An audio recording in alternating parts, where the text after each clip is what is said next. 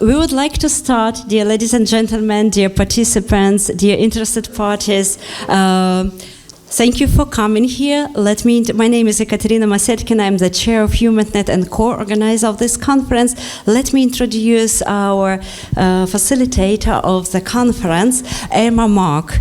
She came from the United Kingdom to us, especially for this purpose, and she will stay the 2 days moderating this conference. Thank you.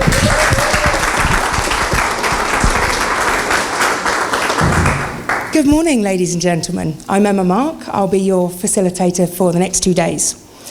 It really does give me the greatest of pleasure to welcome you to this event, Mentoring for the Potentials of Advancement of Female Careers in European Academia and Research and Gender Equality Plans.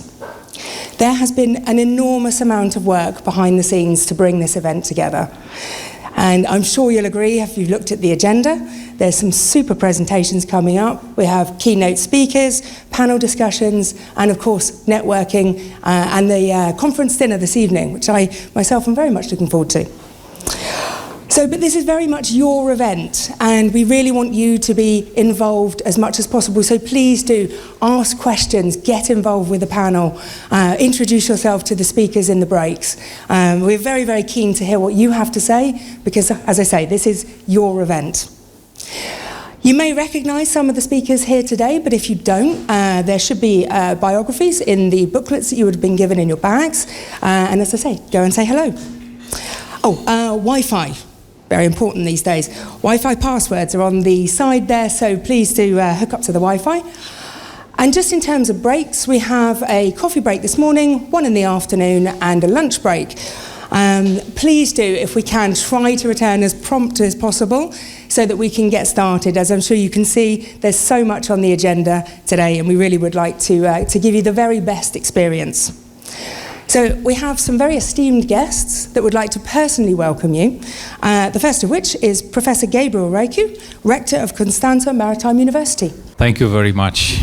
Indeed, I am very proud because our university can host this kind of important meeting, this kind of important activity, because not only we act as a host, but also we prove our capability, our capacity of our female experts, our colleagues, our female colleagues to make research, to organize such kind of events, to even further prove their willingness, their capability to build a new world where mentoring will act as a transfer bridge between different generations, but also to break the barriers, because a female researcher usually have to break a lot of problems. Of course, there is a country's specificity, it's a culture, it's more or less related to the culture specificity. But anyhow, even in the most advanced societies, maybe it is some things to do, some things to work, to add at least efficiency, if not to add a new ways to develop and collaborate. Why? Because during the ages, in the time when the hard labor was kind of men's activity, there was tremendous inequalities. Today, when the AI, when the technological advanced society came with a lot of things, the female researcher, our female professor have all the possibilities to bring their real capability, their real potential in very good light. We as Maritime University had a lot of contributions starting maybe 20 years ago when the first girls become our students, develop their careers, entering in the real world of maritime, which is not an easy world, maybe is one of the hardest part of world jobs, and perform very, very well, especially with very great results. So it's not only my opinion, but it's the reality. All that was confirmed in the reality, which is on tremendous importance for us. So I'm very happy again, and allow me to invite you to the next level of events. I am deeply convinced together we can build very, very interesting and great things. Thank you. I want to introduce a very special person here, Dr. Remus Negoi. He is the president of commission from the Senate of the Parliament of the Romania. So he is our supporting person in order to take further the idea of bringing mentoring as academic programs in Romania and make an amendment for the education law.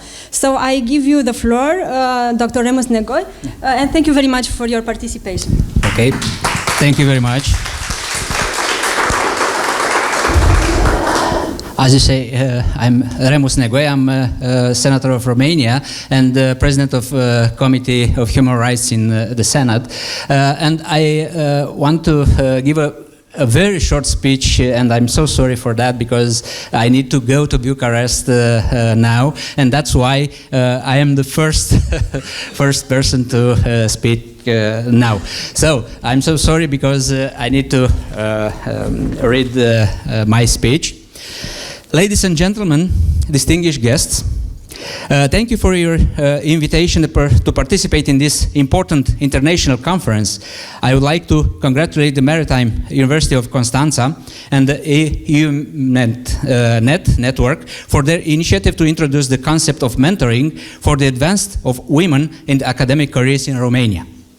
This event marks a crucial step in aligning our efforts with European trends regarding the implementing of the gender equality plan. As president of the Committee for Human Rights, Equal Opportunities, Religious Affairs and Minorities in the Romanian Senate, I am honored to be here today and to share some thoughts on legislative initiatives and action principles aimed at promoting equal opportunities in our country. This spring, within the Committee for Human Rights, Equal Opportunities, Religious Affairs and Minorities in the Senate, we organized a conference on the rights of girls and women in Romanian society. Girls and women from many professional categories came to discuss what these rights mean to them and how they are respected in Romania.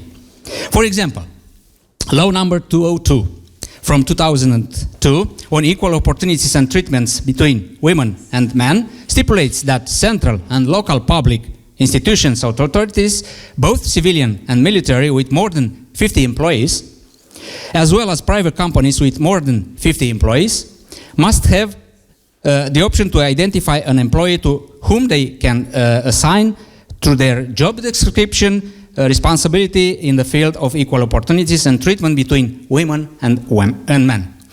Furthermore, is it stipulated that within the existing budget for salary expenses, the employer may opt to hire an expert technician in equal opportunities. However, to ensure gender balance, increase women's economic involvement and entrepreneurial initiatives in society, and respect women's rights, if it's necessary that central and local public institutions and authorities, both civilian and military, with more than 20 employees and economic and social units, as well as political parties, employers, and trade union organizations, and other non-profit entities operating based on their status with more than 250 or 500 employees, must have any employee to whom they can assign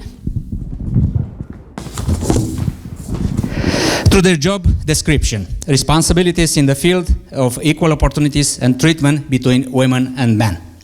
Over time, initiatives to amend national legislation have been submitted, which are in the legislative process but have not yet been voted on, such as ensuring a minimum representation of 33% for one gender in the Romanian parliament by mandating political parties to draw up candidate list for the Senate and the Chamber of Deputies by alternating women and men according to the following algorithm. If the first on the list is a man, the next two positions will be occupied by women, and vice versa, with the order being maintained until the list is finalized. Other, funding the activities of political parties and election campaigns. A portion of the annual subsidies allocated from the budget to political parties should be granted proportionally to the number of women elected in general and local election, with a similar algorithm to be applied to youth. And other, election of local public administration authorities in which the composition of administrative councils should include women in a minimum percentage of 30%. So, regarding to women's rights in Romania, the perspective is encouraging, but we need all together to maintain this process active, all of us. Thank you very much again for your invitation, and I wish you more success in this action to the conference, and we need to to see you next date. Thank you very much.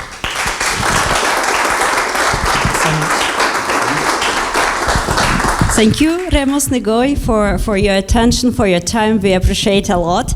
And so let me give you something to remember about our conference. Maybe you can divide it with your colleagues. And there is a wonderful bag from Constanţa Maritime University. So come again to Constanţa Maritime University and help us to start to do more for gender equality here. Thank you very much. Other thing, I want to see you in our committee wherever you want, because our doors are open. Thank you very much. Thank you. Have a safe. Thank you so much.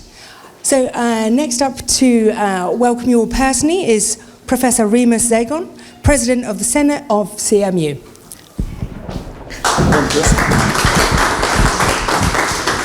Hello, ladies and gentlemen. I'm Remus Zegan. I'm the President of the Senate from Constanţa Maritime University. It's a great pleasure and an honor for our university to be part of this very important conference. And also I want to thank to the European Commission present here and all the members that can permit, together with our colleague Cristina Dragomir, to organize in our university such event. Also, we can see that the male are in the minority. I can look in the room, and also the women are a force. And this force will be strengthened and is necessary to promote the woman in all the positions from research area and academic also. Our university is also a leader in this way because we promote our women in our very important position, and also our dean from navigation faculty is also a woman. He's here present here, and is very important and very very good researcher in this area of competence. Also, I think that our university must have in mind some example from the Max Planck Institute that can develop such powerful mentoring from the women in research and academic area. Also, there are a lot of NGO in the European that can promote and give mentoring and mentee from the women. I wish you good luck in the conference event, and I see that next event also can be organized in our university. Good luck, and thank you very much for the invitation. Thank you so much. I'd like to welcome up next Dr. Cristina Dragomir, President of the European Centre for Social Responsibility and our host for this event. Thank you. So, dear ladies, dear gentlemen, I did not have any time to prepare a speech because I had to take care of the technical stuff. But I'm here to thank you for being here. Thank you for coming to this wonderful event. It's an event that we prepared for a lot of time before. I would like to tell you how this idea for this event started.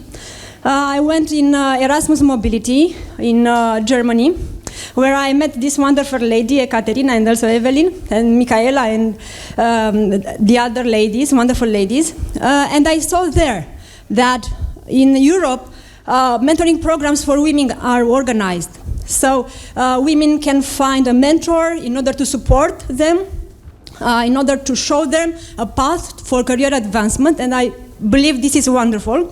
We want to bring this idea here, this concept here in Romania. We want to have mentoring programs for women, but not only for women, but for academic staff, for career advancement. This is so great when we know we have some support. So the idea of this event is to make Romanians know what mentoring programs are and how exactly can we bring mentoring with a legal framework here in the education law.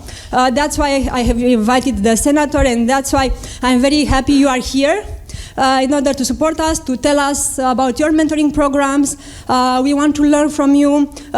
We need your help to learn from good practices, maybe from less good practices, in order to know what we should do. So I'm very happy I can see all of you, friends and new persons, which will be my friends. I'm very happy to see you here, and just have a nice time. Thank you so much, Christina. I'd like you to welcome to the stage now, ladies and gentlemen, Ekaterina Masakina, for the EU Ment Chair from the University of Dusseldorf. Thank you so much, Emma. Dear participants, here I am again. So we need a couple of minutes to start the presentation. I can already start in the name of UMetNet. So we organized this conference together with Maritime University of Constanţa, and UMetNet was the main driving force for this conference. So I'm talking in the name of UMetNet. We are thrilled to extend a warm and cordial welcome and every one of you as we gather for the joint international conference Mentoring Potential for the Advancement of Female Careers in European Academia and Research and for Gender Equality Plans Mentoring. Hosted by Constanţa Maritime University and European Mentoring Network UMetNet with the delegates from 9 European countries, this conference promises to be a platform for profound professional exchange, knowledge sharing, and transformative insights. Together, we will explore during these 2 days new horizons, try to break down barriers in our heads, and elevate our understanding of mentoring in the context of gender equality. Our collective knowledge, when combined and shared, has the power to propel us to even greater heights. With a focus on gender equality and in the invaluable practice of mentoring, this event is going to be a valuable source of inspiration and innovation. So, we extend our heartfelt thanks to Christina Dragomir. Please come here. So, please applause. Christina Dragomir is Associate Professor of Constanţa Maritime University and also a distinguished member of UMetNet.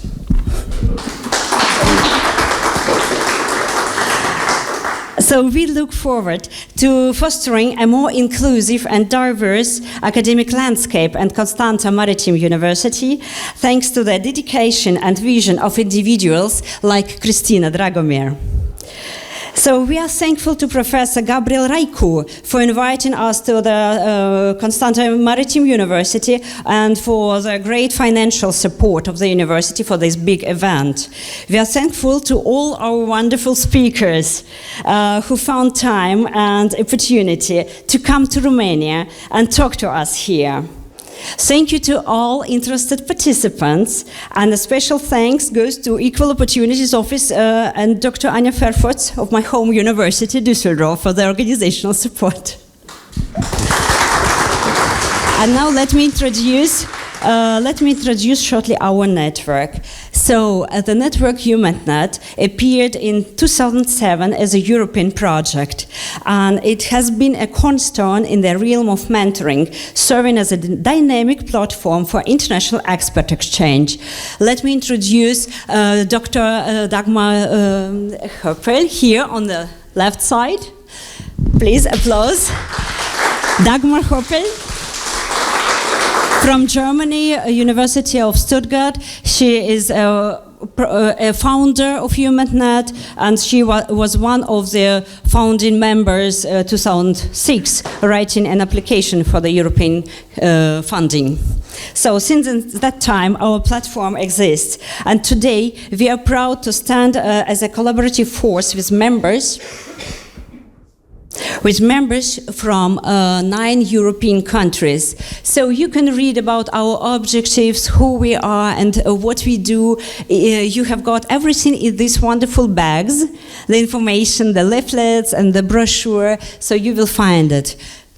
Next one. So here you see our members. We at the moment, currently, we have members from 9 countries: Austria, Czech Republic, Germany, France, Italy, Luxembourg, Romania, Sweden, Switzerland, and most of them are presented here in this room.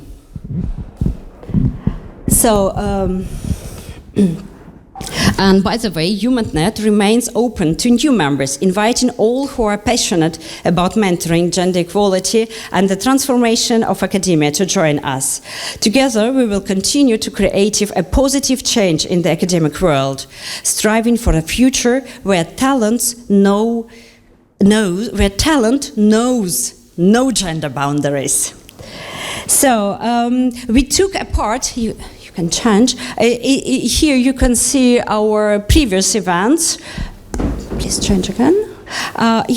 So we took part in the significant international conferences as a network on gender equality. We organized plenty of HumanNet expert exchanging, visiting Vienna, Prague, Dublin, Naples, Freiburg. Due to Corona, we conducted many conferences online, and now we are here in Constanţa, in Romania, for the first time. So, okay, and change the next one. So we have also, we publish regularly. Here you can see 2 publications you can download from our website, and here on the table, just near the window, you can take some publications with you. And now we are very happy to present you our new publication, the third one, Mentoring and Gender Equality in the European Academia and Research. So you will find this brochure in your bag. Please take it with you, have a look. We are very thankful to all mentoring colleagues who took their time to fulfill our survey, who took their time to send an abstract. So all the abstracts of this wonderful conference and presentations of mentoring programs are published here. If you need more exemplars, please ask us, organizers. Otherwise, we will send you a PDF form.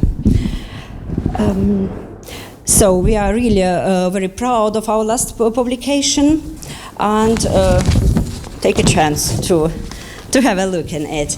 And please, for the last slide, you can see here a nice picture from 2019 from our conference in Naples. Just an example. We welcome you to become a part of this growing network and to join us in our mission to make academia more inclusive and more equitable for all. Join us in our journey towards a more balanced and diverse academic world. And once again, welcome to our conference on mentoring and gender equality, and may these 2 days be fulfilled of inspiration, meaningful conversations, and a profound sense of empowerment. Let us remember, it is not only just attending a conference, but we encourage each other of you to actively engage, learn, share, And for it, it is through collaboration that we truly take flight. So thank you for being a part of this remarkable conference. Thank you so much, Ekaterina, for that really rousing and very welcoming introduction, and also the introduction into HumanNet. I'm sure any of you ladies, and of course gentlemen, if you'd like to find out more, do speak to Ekaterina during the break. So our final guest that's going to be welcoming you is Katarina Vyšková. She's from the European Commission, Director General for Research and Innovation in Gender Sector, and she'll be discussing gender equality plans as an eligibility criterion into Horizon Europe. So please do welcome Katarina.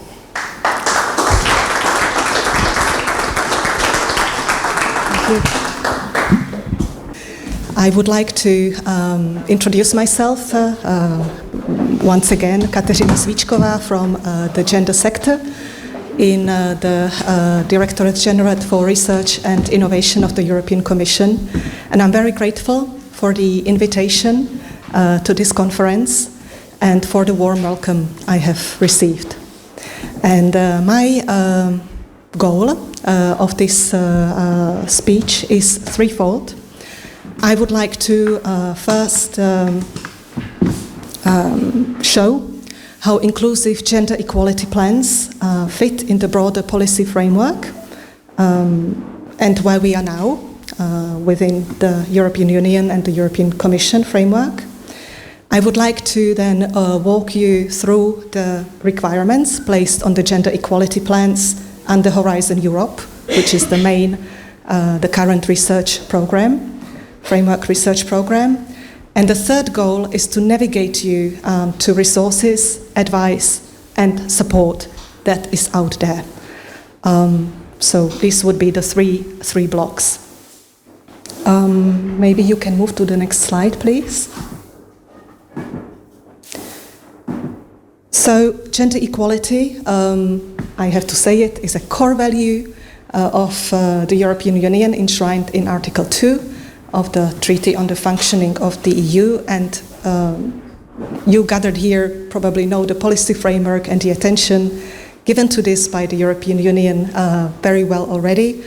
But nonetheless, I would like to highlight that the efforts of the current European Commission in this regard, the establishment or the setting up of a dedicated commissioner for equality, which is now Helena Dalli, has been a groundbreaking novelty, as well as a production or issuing of several action plans covering different aspects of equality, including gender equality, and overall the stepped up effort under the current Commission, which hopefully will also go under the next European Commission, as we have seen already declared in the political guidelines of Ursula von der Leyen that she presented.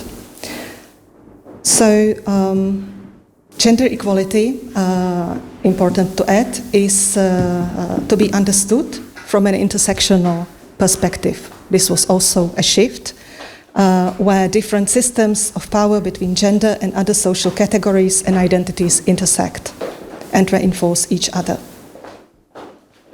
In the area of research and innovation, specifically, yes, thank you, more than a decade ago already, research stakeholder organizations were invited by the Commission to implement institutional change relating to gender equality in research through gender equality plans. So this is not a new instrument.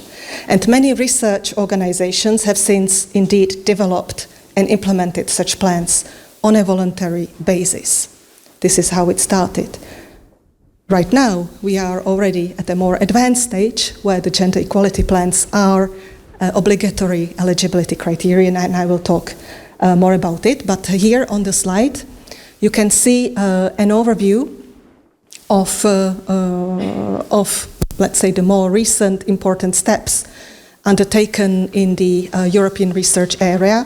I will not be reading through all these documents. You will receive this presentation after the conference, all the links will be clickable. So you can then see. But all these documents have been important milestones on the way to strengthening the gender equality provisions and commitments in research and innovation in the European research area.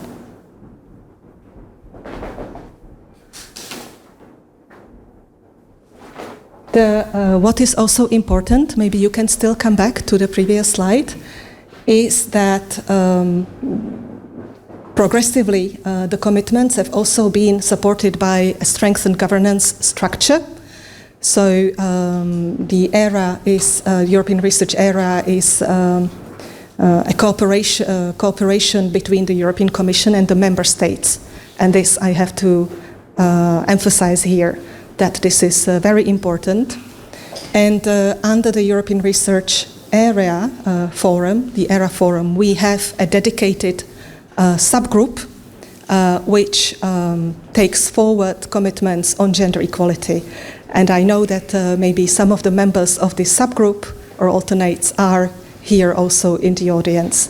So I'm very happy to hear that and would like to highlight the importance of this work that is carried out together hand in hand between the European Commission and the members. The subgroup has 22 members. It's a voluntary membership, no obligation. So the fact that 22 member states committed their member to this subgroup and to the work is a very strong and positive signal.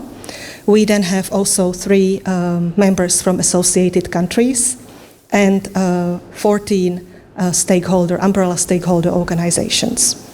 And we are now currently discussing and developing the new policy framework for 2025-2027, and we are hoping again to have such strong support and commitment by the member states. So maybe you can now go to the next slide. Here you can see just the overview of the deliverables or of the activities that this dedicated subgroup is working on. The first one, as you can see, is also dedicated to gender equality plans, to develop a governance and then to set up ways how to support their development. So moving on to the next slide, please. I would like now to focus on Horizon Europe. So we are now in the present, the current framework program for 2021-2027, where, as you know, gender equality provisions have been very strongly reinforced. So the gender equality plans, you can move to the next slide, even more, have become a mandatory eligibility criterion for most organizations, so applying for EU funds. So before it was voluntary, now since the 2022, it has become an obligatory element that almost each institution or body, definitely each university, public research organization have to have in place. These further strengthened elements I would like to highlight here is the integration of the gender dimension into R&I content. It has become mandatory, again, in most of the research topics. There are certain exceptions, but the effort is to integrate it as much as possible. And it is an award criterion under the excellence criterion. And another strengthened push has been for gender balance among researchers, which has become a ranking criterion, in particular for proposals which receive the same amount of points for excellence. And we have had cases where this has already played a role. So the composition of the research teams is taken seriously, and it is another strengthened provision. So we can now move on, zooming in on the gender equality plans, coming to my second block, where I would like to maybe explain better or explain or frame what are the requirements from the gender equality plans at the EU level. So you can move on. So there are 4 mandatory process-related requirements, which is that it has to be, the gender equality plan has to be a public document. It has to have resources dedicated towards it and to its implementation. There has to be data collection and monitoring, and there has to be training. So these are the obligatory components each gender equality plan has to have. How it is done beyond these requirements, it's up to each organization, up to each institution, because it's important that the gender equality plan is owned by the organization and is developed together with the organization and with the management of the organization and tailored to it. Then there are certain recommended areas. You can move on. As regards to content, here this is not prescriptive, but just recommended at this stage. So these content areas pertain to work-life balance, gender balance in leadership and decision-making, gender equality in recruitment and career progression, and integrating the gender dimension into research and teaching content, and last but not least, measures against gender-based violence, including sexual harassment. So these are included as kind of orientation of what topics it would be good to address in the gender equality plan. And we believe that they are actually essential factors for gender equality in research and innovation. So how does it then work? You can move to the next slide. Every organization, institution that seeks to apply for funding from Horizon Europe needs to declare their gender equality plan in the participant register. There is a dedicated field on this in the legal information tab, as shown here. And you can declare here, importantly, also any changes in your gender equality plan. So if, for example, you have a new one and it covers more areas than before, you can also declare these changes here. You can move on. So clicking on yes on the previous opens a questionnaire where you can go through the 4 obligatory process-related criteria and then also the recommended areas.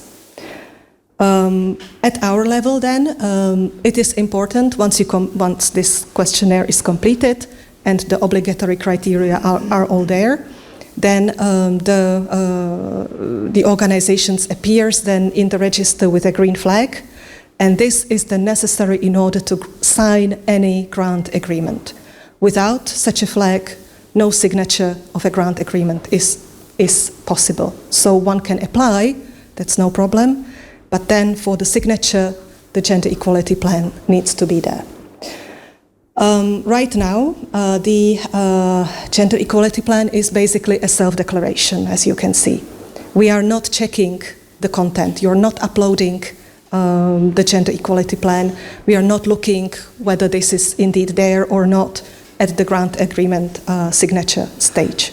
So it is a trust-based declaration, but what we do is exposed checks. So last year, we started on a sample of organizations which had grant agreements signed under the work programs in 2022. And independent experts hired for this purpose carried out checks with these randomly selected organizations whether indeed what they declared in the participant register is true, whether they have the gender equality plan, whether it does contain the obligatory elements. They also looked at the recommended ones and how these were implemented as well in practice. The lessons, we are now concluding this pilot, and we have some important lessons that we have learned from this exercise, both for the European Commission and for the organizations checked, involved, and probably also broader, because this might reflect a broader situation among organizations in the EU. For the Commission, we have identified the need to continue this ex post verification, to provide more support to the development of good gender equality plans, and to also to be clearer about the requirements, and provide more guidance, more materials, more better access to them probably as well. For the organizations, the two big important lessons learned have been to really make sure that their gender equality plan contains all the four process-related criteria, the mandatory elements, and that it is clearly visible in the gender equality plan, and be very close to the actual wording of them in the text of the regulation and the text as is given in the participant register. And the second is to show, in case selected for this check, to have documentation at hand to show that it is indeed there and that it is being implemented.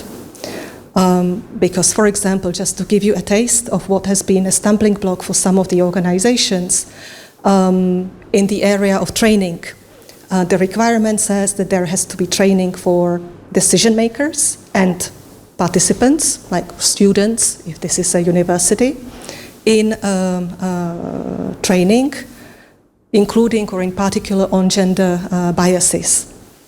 And what has happened is that it was not clear from the gender equality plan or implementation that the training indeed targeted both decision makers and members or students of the organization or researchers, and that there was a training dedicated to unconscious bias. So even such a small thing, although maybe there was, or it was a module or part, but it was not written down in the gender equality plan, and or there could not be evidence like a proof that this has taken place. So this is, for example, one of the lessons learned, that one needs to be very explicit in the plan and close to the criteria. And of course, you can go much beyond that. So these are absolutely minimum requirements, which we believe are not excessive, actually. So you can now go to the next slide. So, as I said, we will be continuing to carry out these random checks on an annual basis. Okay, so this brings me to the third block about potential useful resources, how to develop impactful and effective and inclusive gender equality plans. So you can go on. The first access point is, of course, our webpage of gender equality in research and innovation. And here you can access a range of documents, statistics, webinars that have already been prepared and are available. So that's the first step. If you move on, the second. And here maybe to give you concrete examples, the webinar I have mentioned, there is a general one, but there is much more than that. I would like to draw your attention to the GEAR tool developed by the European Institute for Gender Equality, which has a wealth of resources on basically from A to Z on starting with the preparation of the gender equality plan with the stakeholders in the institution organization, how to involve them, how to develop it, around what areas, down to then implementing, evaluating, and assessing the impact. It has also concrete success stories, examples, strategies to overcome obstacles or doubts within the organization. We have also funded a number of projects under Horizon 2020, and now Horizon Europe, that support CHEPs and their implementation. You have again examples here. Also, there have been projects with participation of Romanian organizations, importantly, and we would like to see many more such participations, and that's why I am also here to speak about it and then to also encourage Romanian organizations and institutions to participate and apply. We had a pilot EU knowledge and support facility, which developed, again, with stakeholders, a detailed guidance. And maybe important for you for the near future, we are now preparing to launch EU Gender Equality Competence Facility. That will be a public procurement that will be published on the website for tenders. And the purpose of this facility that will run for 2 years and then can be extended for another year will be to indeed again offer support by online trainings, e-learning, new tools, how to develop good plans, how to assess yourself, maybe that you have everything in place, and so on. So that will be a capacity building instrument.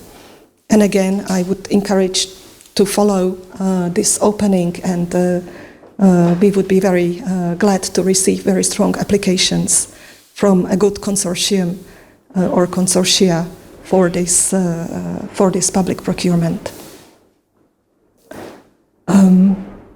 Can go to the next one. So monitoring impact, I have already touched upon. So you have here information about the pilot compliance checks. But then we will also be very shortly publishing a big study that we committed to already start looking into measuring or assessing the impact of gender equality plans across the European research area. The study has been delayed. It's a massive report that includes case studies, policy briefs, benchmarking.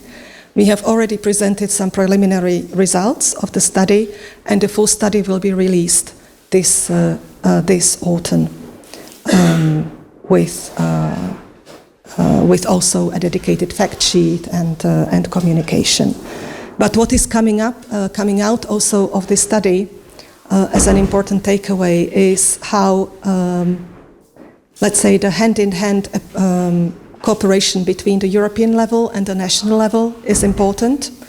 How establishing, embedding the gender equality plans in the national legislative frameworks is important and is an important success factor for the implementation.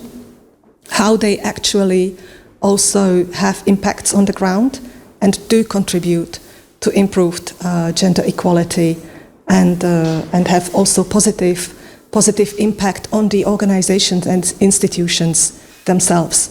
Because again, the purpose is not to have another piece of paper in place, but that actually the effort dedicated to their implementation translates into attraction of more talents to the organization, having a good reputation, having an environment where indeed these talents can thrive and can generate good research, good results, or learn. So that is the number one goal, in fact, of these plans. And another element that I have put also under monitoring impact is the EU Award for Gender Equality Champions. Why? Because we have now had 2 editions of the prize, and we hear from the winners how important and what a difference these plans have made to their institution in the one, for one, and for the second, how important indeed the fact that this is embedded in the EU framework and international frameworks. And the next slide is dedicated to the award itself, and I'm very glad to have also Professor Drew here, who is representing one of the winners of the first edition of the prize. So we can give an applause to her and to the University College Dublin. And she can,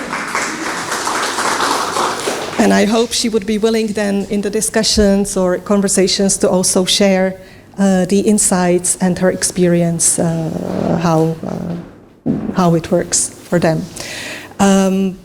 We will be opening in 2 days the call for the third edition of the prize, and each prize winner is then awarded by not only by a nice medal, but also 100,000 euro in 3 categories. Our intention is to continue with the prize because we see it as showcasing good practice beyond the minimum requirements, and to award good effort, showcase role models, that's important, and also to start building Champions League, a league of organizations that indeed do what is beyond the minimum, that can learn from each other, and that could potentially also help others to pull them up by sharing their knowledge and experience. So I am including it in the presentation to also encourage applications from Romanian institutions and organizations. We would be very happy to receive strong applications and then also award the prize.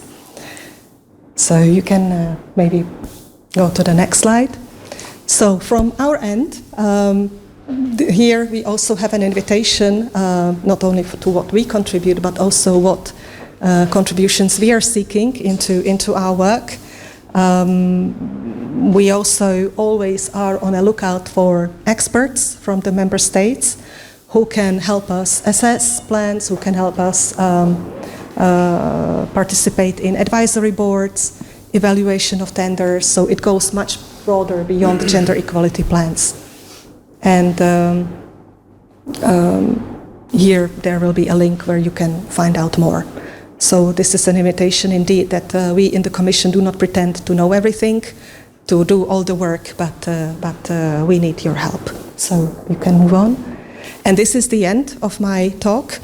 Important 2 email addresses where you can send if any questions regarding the gender equality plan or broadly also gender equality policy occurs. Here are 2 contacts that on which you can always reach us. And I'm happy to be here to listen to also your comments, exchanges during the day. And I would really like to have conversations about how mentoring can help to promote good gender equality plans, what would be needed so that we can also integrate it into the policies or into the calls, and and contribute mutually to one another's efforts. Thank you very much for your attention.